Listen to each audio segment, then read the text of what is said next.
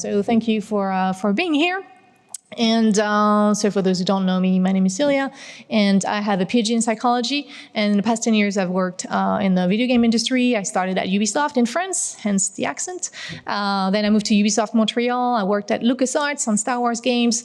And after LucasArts was bought and closed by Disney, I moved to Epic Games in 2013 and worked as director of UX at the studio level on many projects at Epic, including Unreal Engine and, of course, Fortnite. So this is what I'm going to talk about. When I arrived at Epic, there was no UX, no nothing. So I was like a UX team of one. I'm sure you're familiar with that. And the idea was to build it up at that time. So the idea of having a UX mindset, I love to think about UX as a mindset or a philosophy more than really a discipline, because what's important is just to try to place yourself in your player's shoes and build up all the development around it. And so to have a UX mindset, you have the people with UX in their titles, especially people like me coming from a human factors background or cognitive psychology background. They're here to bring UX practices. They're here to bring over tools and knowledge about the brain and all that jazz.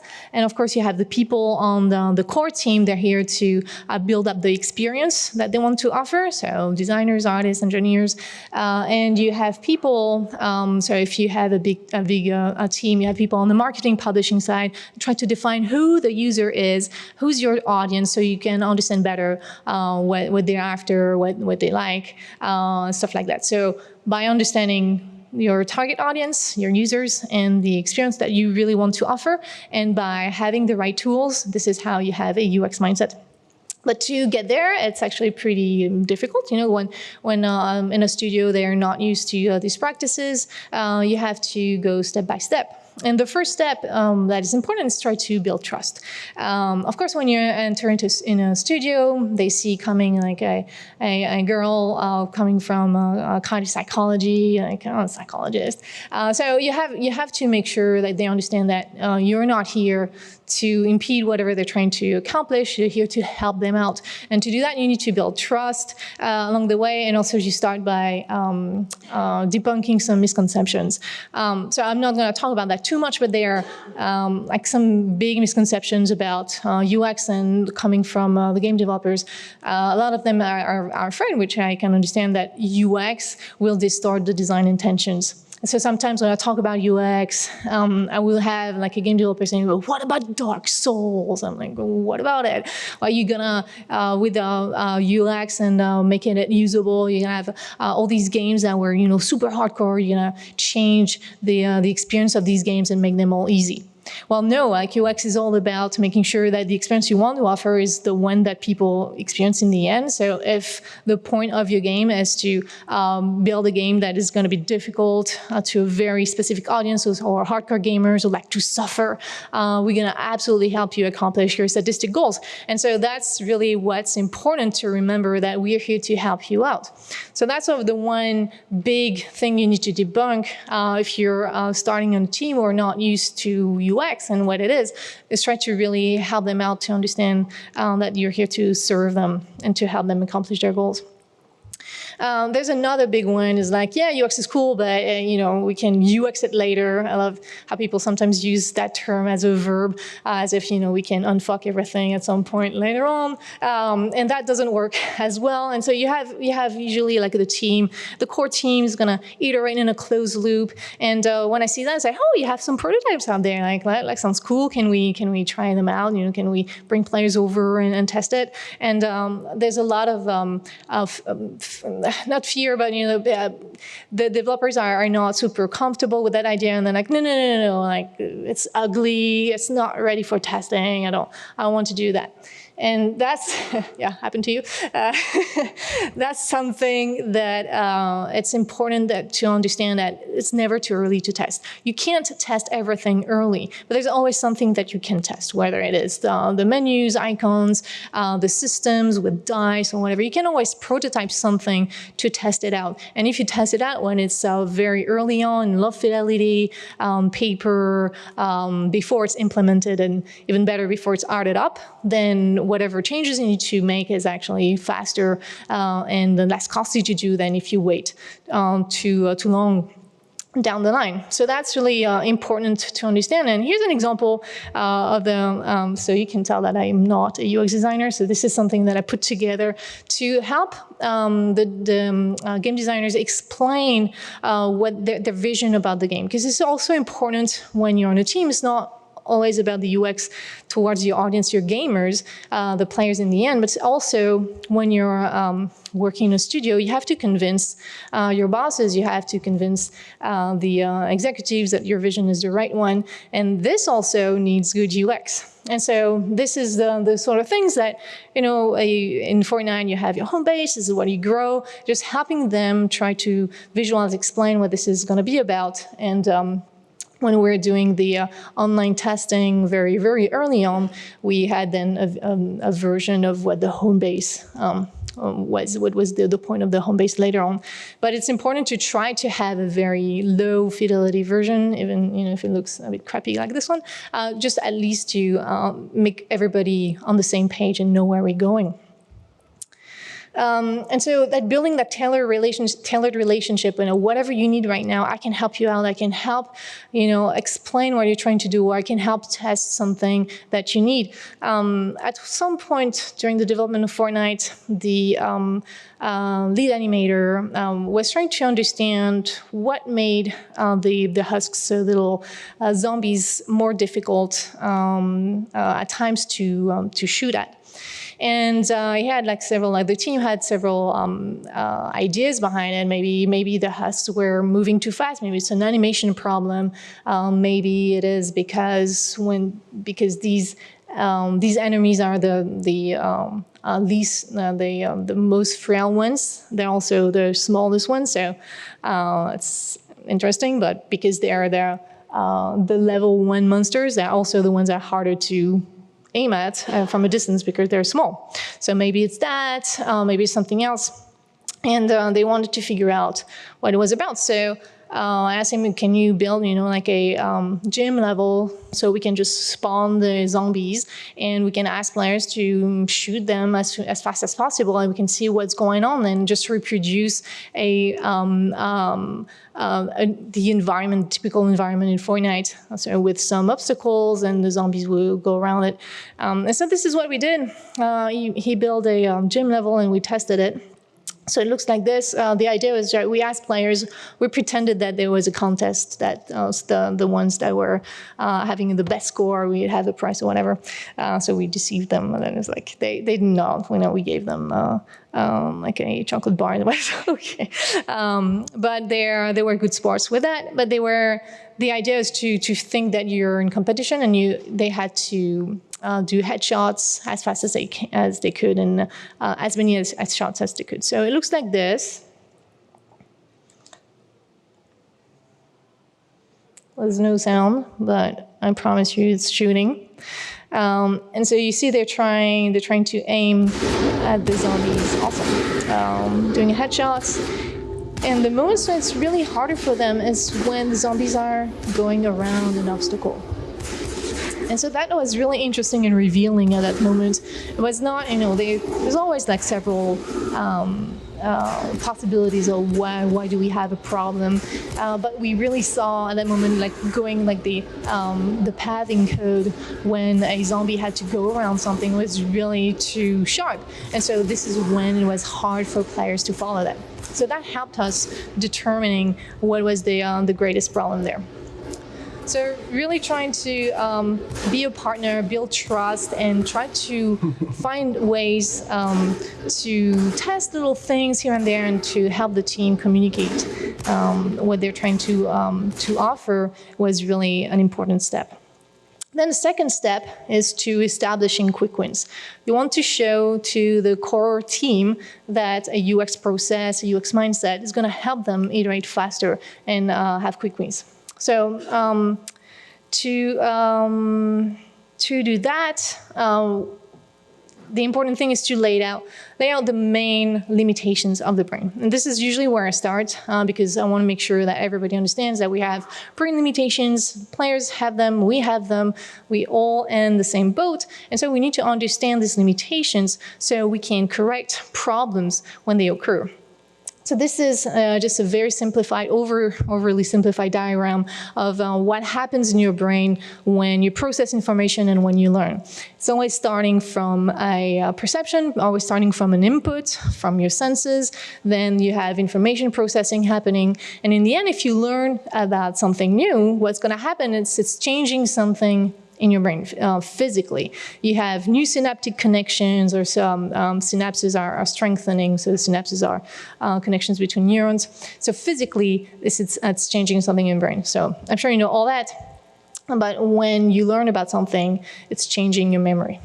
And so during this process, there's a lot of factors, of course, physiological factors, biological factors. But the one I would focus on usually is attention, because attentional resources are scarce, and we know that if you don't pay attention to what you're doing, you're less likely to remember it. So attentional resources for our players is really important. And I usually also talk about emotion and motivation. I'll talk about that a little bit later.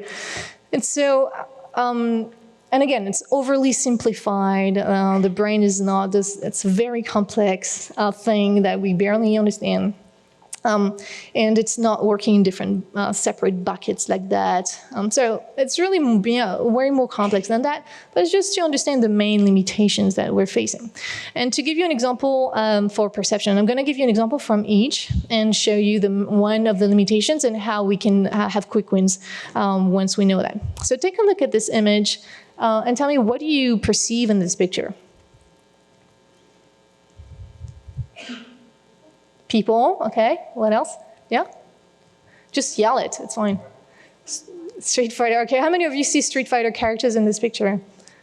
Okay, roughly half the room. Yeah, gamers. Okay, so it is indeed a representation of Street Fighter characters by the artist Ashley Browning. And this is really interesting because we are at GDC, we are all game developers, we all love games, we make games, and even then, even if we're like kind of a homogeneous crowd in terms of what we care about and our gaming culture, depending on your specific connection with the specific game, you're not going to perceive this image in the same way. And that's because perception is subjective.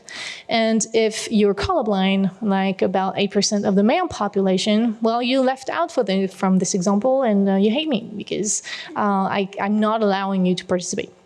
So it's also a reminder that we're not all perceiving the colors in the same way. And so you have to be careful to never convey information only through colors.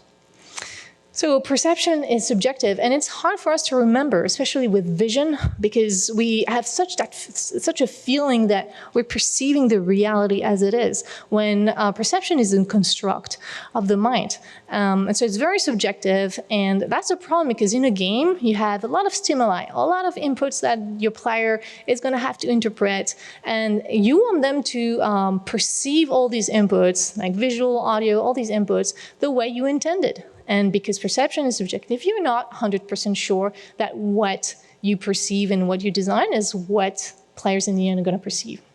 Here's an example from Fortnite. So that's the reason why we playtest a lot, so that we can verify what players perceive. Can you tell me what you believe this icon from early on from 2013 represents in the game? Good job. A lot of you play Fortnite. Okay, so that's a good answer. This was the icon for traps. So of course it's all placeholder. In the menu, you could see the trap icon. So we brought over a few players to play the game because we had already a good prototype for the core loop. And at the end of the session, players stop playing, and then I show them a few of the icons or the HUD, and I ask them, what is this? What is that? So I can verify that their perception is matching ours. And for this specific icon, some players actually did not remember or perceived it as the icon for traps. Some players told me it was the icon for ammunition. So if you look at the icon right under the trap one, is it right under? it's small for me to see. You see the ammunition icon is pretty close to this one. And so it's a problem because now I have an icon that's confusing. Some players don't recognize it, don't understand what it's for. And Fortnite is not a game where you want to put the challenge on players' perception. A game like Monument Valley puts the challenge on player perception, so that's fine when it's the goal of your game.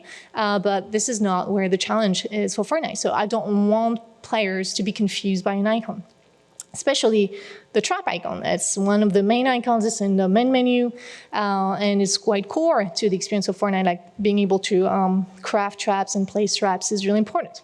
So the UI designer iterated on it and ended up with a stereotypical representation of a trap, a bear trap. There are no bear traps whatsoever in Fortnite, but as soon as we changed this icon, we didn't have any confusion anymore with the players we tested.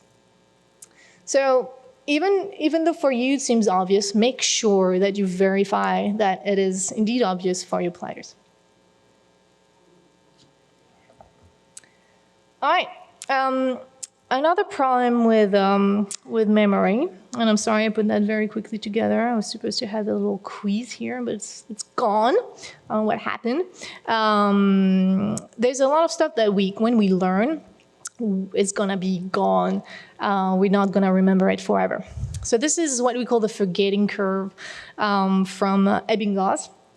And the way he did that is he trained himself into remembering some syllables that were non-meaningful, but he could pronounce it in his language, German. He wanted to make sure that it was non-meaningful, so there was no familiarity with the content he was learning. And so he learned a chunk of them and then varied the moment when he had to recall them. And when it was immediate recall, so he just learned them all by heart, like for maybe 20, I don't remember how many syllables. Right after he learned them by heart, he has 100% good answer. After only 9-10 minutes, it drops down to around 60%. And after a day, it drops down to 30%. So that's your worst case scenario, but it means that when you learn something that you don't care about, that is non-meaningful with no methodology of any kind, you're very likely to lose about 70% of its content from one day to the next. Our memory is very fallible, and for not only we don't remember everything, and for what we remember, it's not accurate.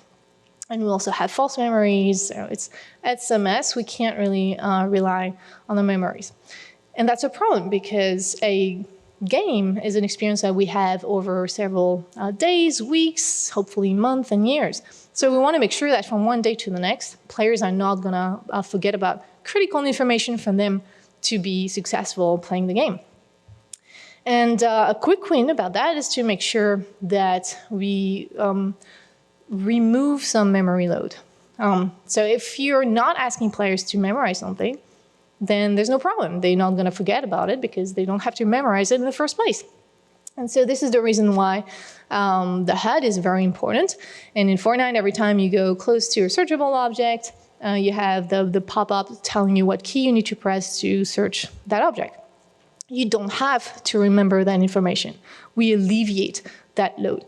Another example is if you're interested in crafting a specific item, we don't want players to have to remember all the ingredients for that. I mean, it's boring information, and we want them to focus on how to, where to find these ingredients, harvesting them, and then crafting the item. That's what's important in the experience, not remembering the ingredients. So we allow for a functionality where you pin the ingredients, you pin the recipe in the HUD. So you do not have to remember that. So it's important to keep that in mind, to remember that we don't remember well. And also, again, that we're not going to remember things perfectly. I usually ask people to try to remember the posture of the thinker from Auguste Rodin. So you can try that now at home tonight and look afterwards at the result. It's really hard to remember exactly on which leg or legs lay which arm or arms of the thinker because we only have an approximate memory of that. So memory is fallible, and it's a reconstruction of the mind. So we don't like take pictures and then we can just recover whatever we try to store, the information we store. Okay, and lastly, I'm going to talk about attention. So I'm going to show you cards and ask you to pick a card and to remember that card. I'm going to go fast. All right, I bet I can guess which card you picked and make it disappear. I'm like not impressed at all with my trick. All right, so I changed all the cards, and this is a very basic magician tricks that magicians are doing, and it's called a misdirection of attention. In psychology, we call that change blindness. It's our inability to see big changes from one scene to the next. And for those who know that these changes are happening, it seems so obvious, but if you don't know that they're happening and you're just focusing on other information, it's likely that you're not even gonna realize that something's going on. And that's because our attention is scarce. We are not good at processing a ton of information. Attention works like a spotlight. When we focus on something, it's really hard for us to process other information. We are terrible at multitasking. It's a myth. And we, again, like the other limitations, we don't realize that this is what's happening. And so in a video game, we have a lot of different stimuli that happen at the same time, especially in action games, which is fine. You know, we're challenging people's attention. But when you challenge people's attention during the onboarding, as you're conveying important information for players that they have to remember, well, then it's dangerous.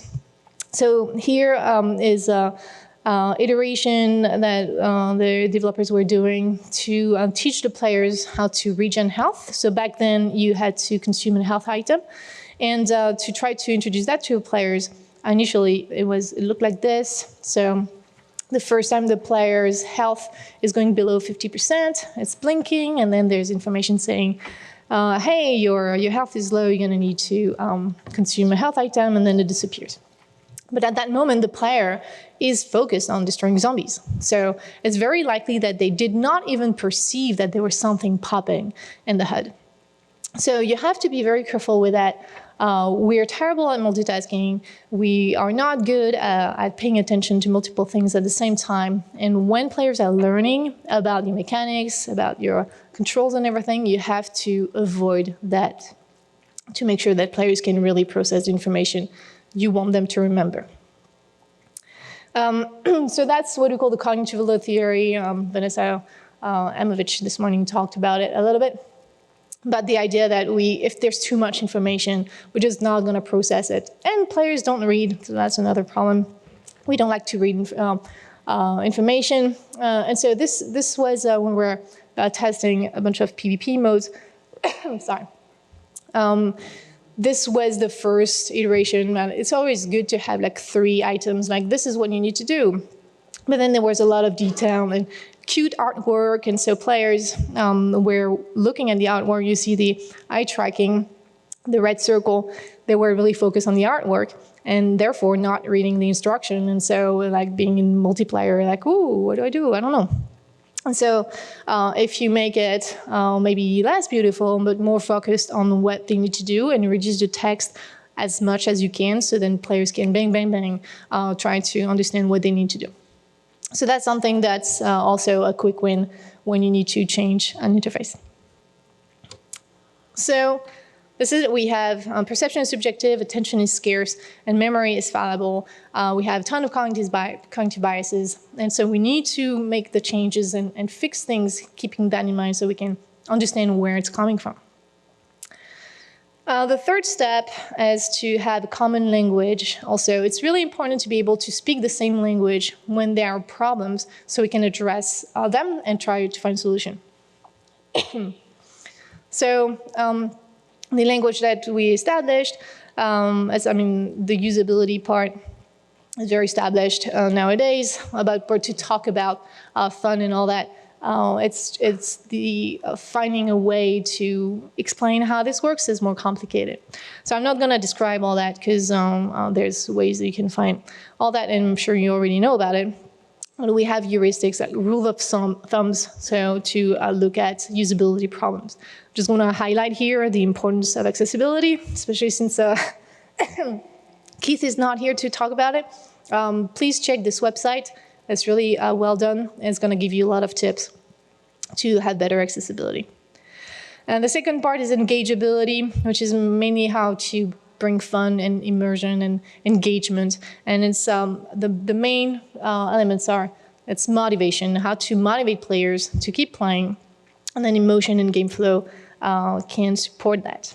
I'm going to go fast because I can see that the time is running, but human motivation is still complicated. We don't understand very well how it works. So this is like a very quick mapping of the main type of motivation.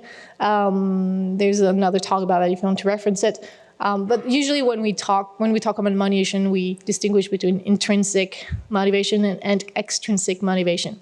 Extrinsic is when you do something to get something else. Intrinsic is when you do it for the sake of it.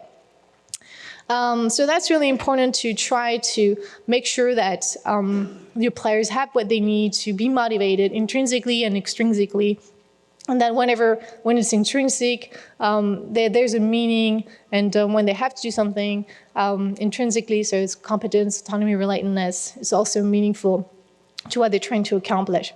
And then when you survey your players, you can use that to try to find out, if players get the purpose and the objectives of what they have to do, and if it's meaningful to them. So this is when you can use Likert scales like this and try to figure out what's going on and if they understand what they need to do in the game. And later on with analytics. So that's, the ingredients that we can use, the rules of thumbs that help us out, but it's also establishing a common language. It's really important. It's important that QA also knows about it so they can reference back to it from time to time. And the last step is process. So establishing a process especially around UX testing, make sure that we start with hypotheses. We not just do a UX test for UX test, that the developers participate in it. We have a plan, we have goals, we test a build, that QA knows what to look for, because they know what we're going to test, so they're going to ensure there's no bugs for these particular features or systems. And then in the end, we have task creation. So there's always takeaways, and we're going to act upon several things we discussed with the team, of course, to define what we want to do, what we want to act upon. And that's really important to have that relationship. And at Epic, we have a very great user experience lab. I know there's a few Epic people here. So it's pretty cool to see that and to be able to bring people in and to do that. I don't think I'm going to have the time to go through the rest. Obviously, I didn't have time to time it because I knew that Keith was not able to do it only yesterday night. So I put that all together. But the main thing I want to talk about here is whenever you find a problem, like let's say your player is complaining that the game is too grindy. Is it a problem from your design? Is it like the math that's off? Or maybe it's a problem in perception. Because remember, perception is subjective, and maybe there's something that is misleading to players and make them perceive that something is off. So the example I usually take, but I'm not gonna have the time to go through it all, is with the weak points in Fortnite. So you have weak points in Fortnite. When you start destroying something, there's a little pop-up that tells you where to aim to go faster. And of course, the math and the system design is based off players using this. And so if players don't know about this and they don't use it, then of course they're going to feel that the game is grindy. And at the beginning, the players were not seeing this little thing. They were just like ignoring it. And when I was asking what it is, then we're like, I don't know. So we iterated on it, and the UI artists changed it to make it more popping out, standing out, and still the players were not using it. So we're like, what the hell? And when we were asking them, what is this? Players were saying, oh, this is where I'm targeting. This is telling me that I'm targeting this element. So in the end, what the designers did is they in the PvE mode, you at some point you're going to unlock. You don't have that ability right away. You unlock it in the skill tree. So now it's an event. Now it has meaning. And now players like know there's something new. And after we did that, we had way more players that were actually using it. All right, so I'm going to go through all of that. I'm sorry. So yeah, I know, it's like, ooh, on the fly. So these are the 4 steps.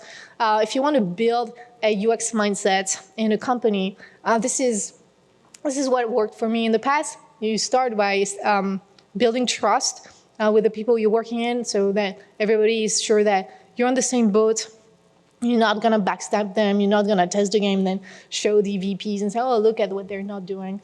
You're working with them, and you're helping them solving the problems. And then you establish quick wins. You have a common language, and you develop a process so that together you can get there. Of course, it can take a lot of time. There's a few maturity models in terms of UX. This one is simpler, but just to let you know, it can take years to get to the distributed model where we really have a UX strategy. Last thing I wanted to talk about is for your recruiters to understand a bit better the different UX roles. And sometimes it's a bit confusing because what's a UX designer? Is it like UX/UI? I'm confused. Are these people like making pretty things? So it's also important to try to establish these different roles and what they mean. And then if you do that, the last step is really having business goals aligned also with the development teams, what they're trying to do, and the support team, so that everybody can reach these goals. They understand the US strategy behind it. All right, that's it. So thank you so much. I hope it was not too chaotic.